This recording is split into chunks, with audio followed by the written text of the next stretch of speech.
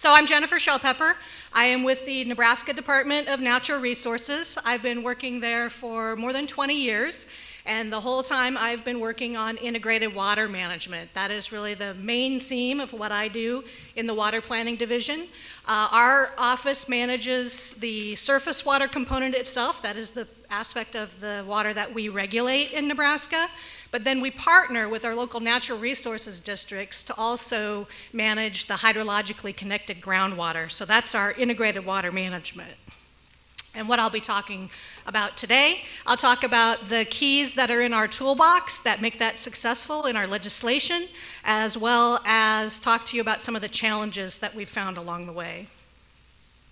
So looking back at history first, I want to say that what we do in Nebraska is really built upon what we've learned in history. If you look back in the 1800s to John Wesley Powell, he offered the advice that in the arid American West, you build your political boundaries on watershed boundaries. So that's what you see on the slide here.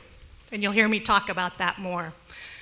Further, then Eleanor Ostrom completed her work in the 90s, and she did studies of over 1,000 cases worldwide looking at common pool resources and how best to govern those common pool resources, such as groundwater and surface water.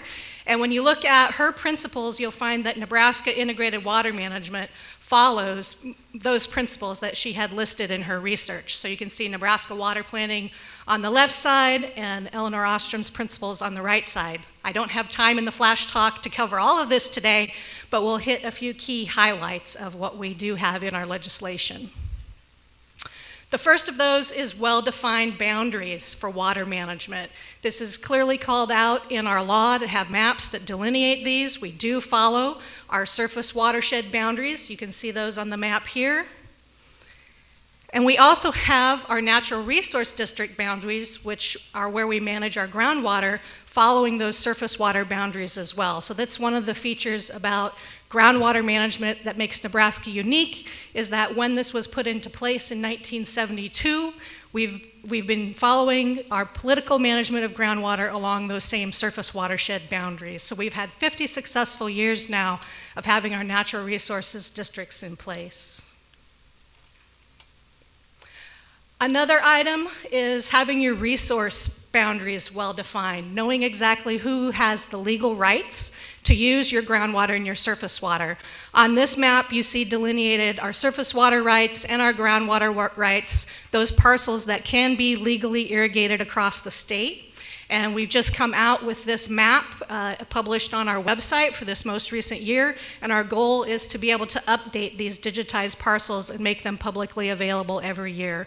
We've got a couple of groundwater NRDs where we're still waiting on some data, but every year we'll keep adding and updating this information. Another principle is monitoring. And again, it's all built into our statutes and our laws, so it makes it easy to follow. We regularly monitor our plans. We look at our goals, our objectives, our action items, and make sure that we are making progress to our goals through time. And of course, a key to being able to do this is to have science and data. I've heard that talked about as one of the challenges, making sure we have that data, making sure we're transparent, we're overcoming obstacles to get that information out there and available. And that's what's the foundation of our integrated water management pyramid that you see on this slide. And not only the basic data, but then also the hydrologic models and analysis that are part of that. From there, then we build on our goals and objectives, our stakeholder involvement, actually drafting the plan itself. And when I say stakeholder involvement, we don't just consult. You saw that on the IAP2 graphic that was shown earlier, but we go to the collaborate end of that. Again, our statute calls for us to collaborate with those stakeholders, so we literally sit around the table and work word for word with those folks, the policymakers, to write our goals and objectives for that plan. Everyone has invested involvement, and that is collaboration. And what we heard in the plenary session yesterday and repeated a few times today, right? There's labor involved in that. It is not a short, easy process. It takes involvement, it takes time. It's also labor intensive because you have those hydrologic models, that analysis that you're trying to be transparent with, and you need to bring that to the stakeholders in a way that they can digest it, a way that they can understand it, and they can use it to make good informed decisions about what will be in the plan. So the challenge there is hiring those skilled modelers, keeping them on staff, hiring the skilled communicators who can bring that out and explain it to everybody, and then the person who's between those two, right, who can link the two, because your modelers can't always communicate well to your good communicators, so you've got to have somebody in between. So there's a challenge and a commitment to make sure all the right staff are there. And in law, in Nebraska, that process is defined to take up to 5 years. So you also have to have the wherewithal to last that 5-year period, to go from where you start the plan to where you adopt that plan. And then it doesn't end. You implement that plan, you monitor it, and you continue doing that over and over again so that you can adapt. That's our adaptive management process we have in Nebraska. So another key component of all this, and I think the most key component of it all, is building trust with those stakeholders. A piece of that is, of course, the data and being transparent, having that education component. But another piece is seeing them as human beings. I heard this yesterday, that humans are part of the constellation of what we are doing here. If you neglect that fact, you really are not going to have a successful plan in the end. And so you have to also hire people who are willing to do that, people who have the passion to go out there day after day, year after year, month after month, because the problems don't go away. You still have to engage with those people over and over again. So you've got to have those people on staff who are willing to do that and have the passion for the work. So to round up today, I have 2 quick success stories that I want to share with you. Like I said, I've been in integrated management since the beginning in Nebraska, so for 20 years. I've had the privilege and opportunity of interacting with many stakeholders across the state. In one basin, we went in, and there were letters to the governor coming almost every week. This builds on some of the Republican stuff after what Nicole was saying there. There was a terrible drought that came in. We had to regulate some folks. People didn't like it. Letters to the governor every week, letters to our agency saying that we weren't doing our job, we were treating people unfairly. We launched into a basin-wide planning process. Went through 5 years, shared data, shared information, built trust with those stakeholders. Following that planning process, no more letters to the governor, no more accusatory letters to our agency.